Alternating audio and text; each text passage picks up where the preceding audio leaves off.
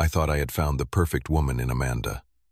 2 incredible years together, a beautiful engagement and plans for our future, all pointed to a lifetime of happiness. That is, until that night over dinner when she looked me in the eyes and said those words that changed everything. "If you loved me, you would pay off my parents' mortgage." I just nodded, stunned into silence. I had no idea that simple nod would lead to her family storming my office demanding money.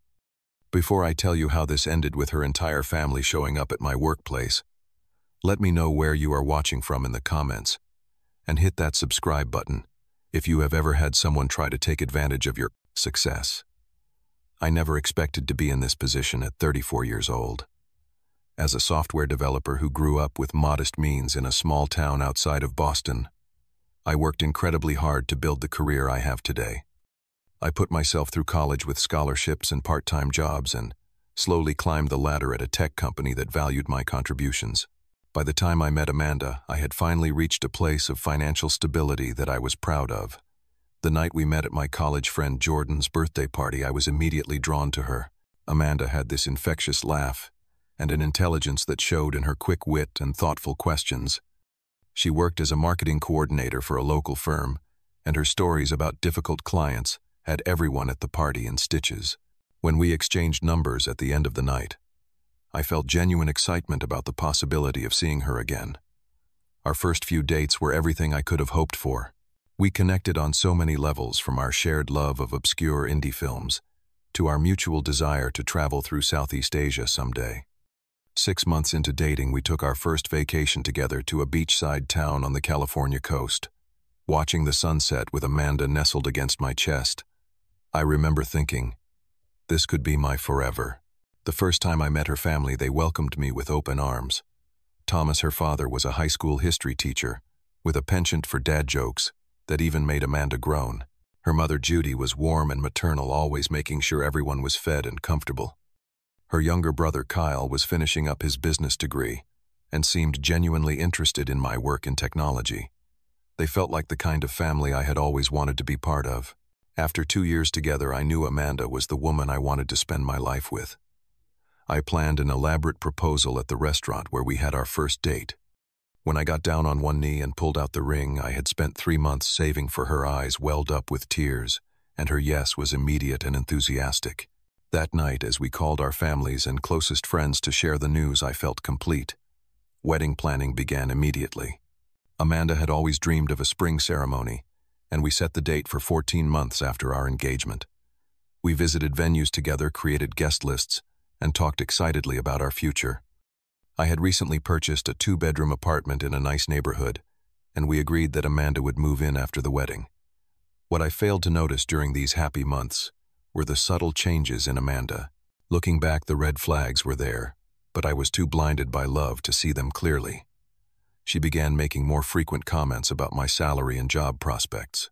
When I mentioned wanting to take a 2-week honeymoon, she pushed for 3 weeks in Europe instead. At the time, I brushed it off as wedding excitement, but it was the beginning of a pattern. Our engagement party was the first time I felt truly uncomfortable. Amanda's mother pulled me aside and mentioned how lucky Amanda was to have found someone so established. Thomas joked about how I could buy them all vacation homes someday. Even Kyle made a comment about potentially getting him an internship at my company. I laughed these off, but a knot formed in my stomach that I could not quite name. The first 6 months of our engagement flew by in a whirlwind of venue contracts and catering decisions. What had initially been a reasonably priced wedding began to grow in cost. Amanda insisted on upgrading from the simple, elegant venue we had chosen to a more luxurious location with a significantly higher price tag. Her dress budget doubled, then tripled. Each time I expressed concern, she would say, "But we only get married once," or "I thought you wanted me to be happy." Wanting to be a good partner, I agreed to. Most of these changes dipping further into my savings than I had planned. It was during a Sunday dinner at her parents' house that I first heard about their mortgage troubles. Thomas casually mentioned that their adjustable rate mortgage had reset and their payments had increased substantially. Judy chimed in about how they might need to refinance but were worried about approval with Thomas's teacher salary. I expressed sympathy and suggested a few financial advisors I knew who might be able to help. The conversation moved on, and I thought nothing more of it. A week later, Amanda began making subtle comments about family, taking care of family, and asking questions about my savings and investment accounts. At first, I did not connect these questions to her parents' situation. I believed in transparency in our relationship and answered honestly, explaining my financial goals of building an emergency fund and saving for our future children's education. The following month, wedding plans continued to escalate. Amanda now wanted custom invitations that cost 3 times what we had budgeted. The photographer she had selected was among the most expensive in the city. When I suggested more affordable options, she became teary and accused me of not caring about our special day. Wanting to avoid conflict, I reluctantly agreed, watching our wedding costs balloon further. It was on a quiet Tuesday evening as we sat at my kitchen table eating takeout that Amanda dropped the bomb. She put down her fork, reached for my hand, and said, "Baby, I have been thinking. My parents have done so much for me, for us. They are really struggling with their mortgage, and I know you have that investment account. If you loved me, you would pay off their mortgage. It would be such a beautiful gift from us." I froze, my fork suspended midair. The mortgage she was referring to was not a small amount by any measure, well over $300,000. This would essentially wipe out most of my savings and investments that I had spent years building. I just nodded, not in agreement, but in shock, unable to form words as my mind raced. "Great, I will tell them this weekend," Amanda said cheerfully, as if I had enthusiastically agreed rather than sat in stunned silence. That night, after Amanda went home to her apartment, I could not sleep. Something felt deeply wrong about the interaction. The casual way she had asked me to give away hundreds of thousands of dollars, the emotional manipulation in the phrase, "if you loved me," the assumption that my financial security was less important than her parents' comfort. By morning, I knew I needed to look deeper into the situation. Over the next few days, I began carefully researching Amanda's family financial history. I remembered Kyle mentioning his expensive private university, and Amanda once commenting that her ex-boyfriend Jeremy had helped out with some of Kyle's expenses.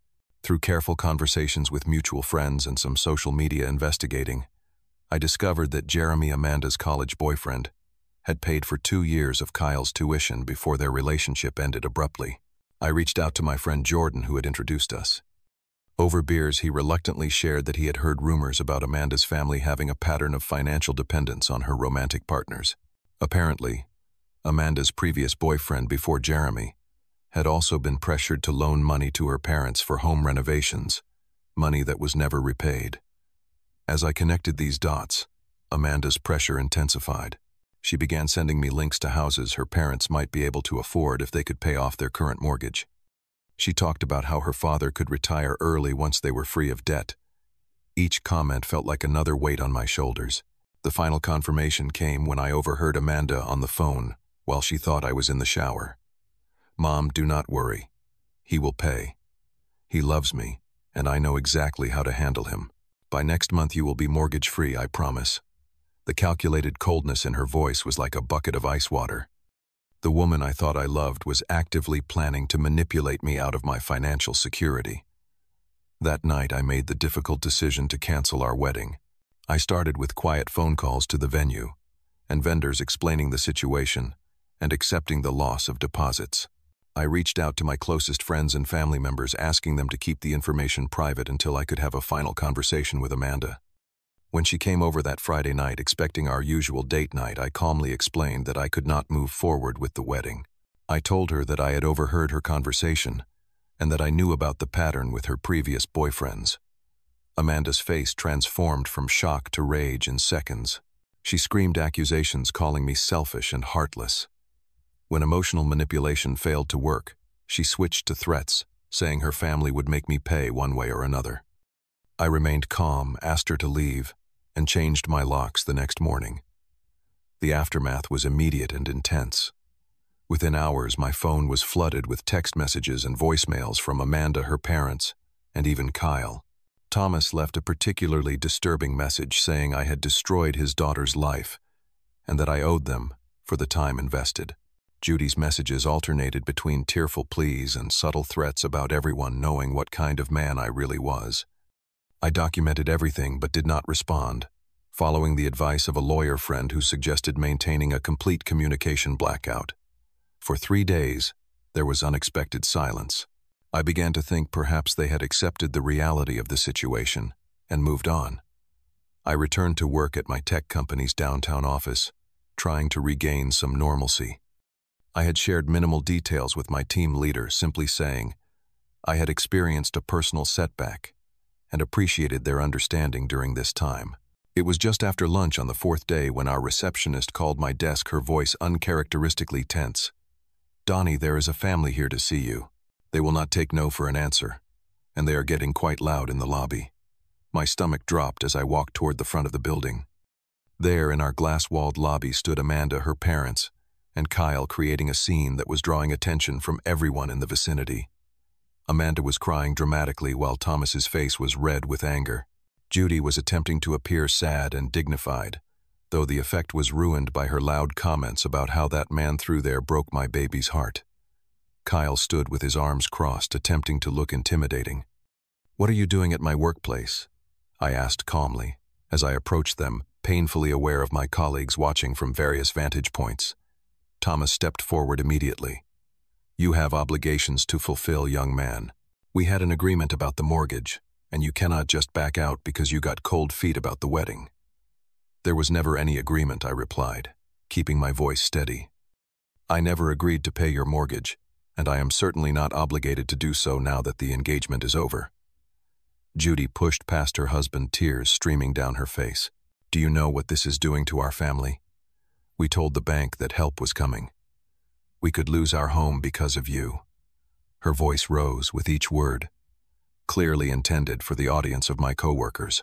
"I am sorry for your financial situation, but it is not my responsibility," I maintained. "This is not an appropriate place for this discussion. I need to ask you all to leave before I call security." That was when Kyle stepped forward, getting uncomfortably close to my face. "You think you can just use my sister and walk away? You promised to take care of our family."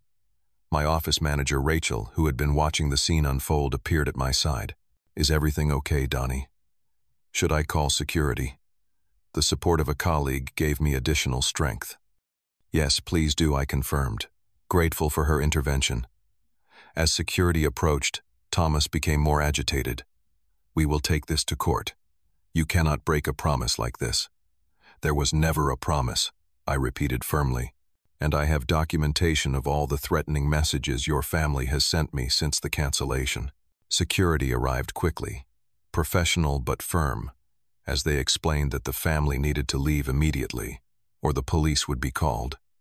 One guard had already begun recording the incident on his company phone, standard procedure for potential security issues.